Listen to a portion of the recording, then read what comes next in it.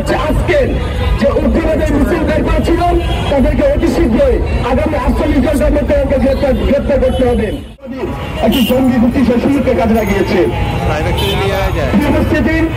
আমরা একটা স্পষ্ট বলতে চাই, আমরা হাসিনা সমাজের জন্য হাসিনার বিরুদ্ধে যেভাবে আমরা যুদ্ধ ঘোষণা করেছি, একইভাবে যারা হচ্ছে হাসিনা এজেন্ডা বাস্তবায়ন করতে চায়, আমরা বলতে চাই যে হাসিনা বলেছে এদেশ হচ্ছেন জঙ্গিবাদের দেশ, এদেশে জঙ্গিবাদ চর্চা হয়।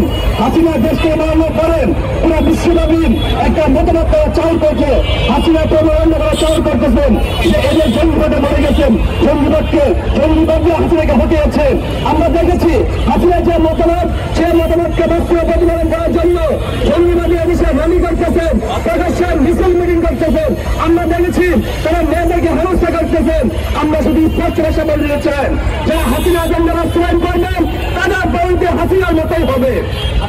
আমরা বলতে চাই হাসিনার বিরুদ্ধে যে আমরা যুদ্ধ ঘোষণা করেছি, হাসিনাকে আমরা দেশ থেকে বিতাড়ন করেছি, যারা হাসিনার এজেন্ডা বাস্তবায়ন করতে চাই তাদের বিরুদ্ধে আমরা যুদ্ধ ঘোষণা করব। আমরা বলতে চাই ধর্মীয় যে সম্প্রীতির বাংলাদেশ, ধর্মের যে মতবাদ আছে, যে মূলনীতি আছেন, তারা খেলাফত প্রতিষ্ঠা করতে চায়, ভালো কথা, কিন্তু তাদের লক্ষ্যকে উদ্দেশ্য রোড ম্যাপটিং এটা স্পষ্ট নয়। আমরা দেশ দ্বারা চোরাগুপ্ত হামলা করেন, আমরা দেখছি বিগত সেবা করা হচ্ছে, উগ্রবাদের চর্চা করেন, উগ্রবাদের চাষাবাদ করেন, সেটা একদম আস্বাদন করেছিল 5 আগস্ট পরবর্তী সময়ে। আমরা দেখেছি তারা হচ্ছে 3 থেকে 4 দিন একটা ঘোষণা দিয়ে পোস্টার লিফলেটিং দিয়ে সারা দেশে তারা চেয়ার করেছিল, কিন্তু আমাদের কি ভূমিকা পালন করেছিল। আমরা প্রথমত আমাদের শিক্ষার্থী ভাইবোন একই সাথে ধর্মের মুসলমানদের দৃশ্য করতে চাই যে ধর্মের যে মূল ভিত্তি আছে, ধর্মের যে মূল নেচার আছেন, আপনারা সেটা আরো ভালো করে জানেন। কারণ উগ্রবাদের পল্লায় করেন আপনার যে ধর্মের যে নির্দেশনা চলাবেন না, আপনার অন্য কোনো গুটি হয়েন, এজেন্সির গুলি হয়ে আপনার গুটি হবেন না।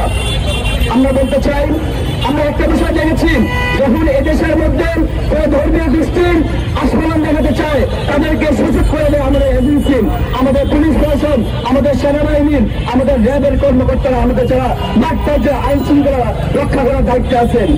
কিন্তু এর আগে আমরা কি দেখেছি, সেই পুলিশ সেনাবাহিনী কি ভূমিকা পালন করেছিল। আজকে আমরা একটা বিষয় জানতে চাই, একটা প্রশ্ন রেখে যেতে চাই যে পুলিশের এখানে ভূমিকা কি, আইন শৃঙ্খলা রক্ষার ভূমিকা কি। আমরা একটা বিষয় স্পষ্ট বলতে চাই, যারা হচ্ছে আজকের যে উগ্রবাদের মিছিল বের করেছিল তাদেরকে অতি শীঘ্রই আগামী 48 ঘন্টার মধ্যে গ্রেপ্তার করতে হবে।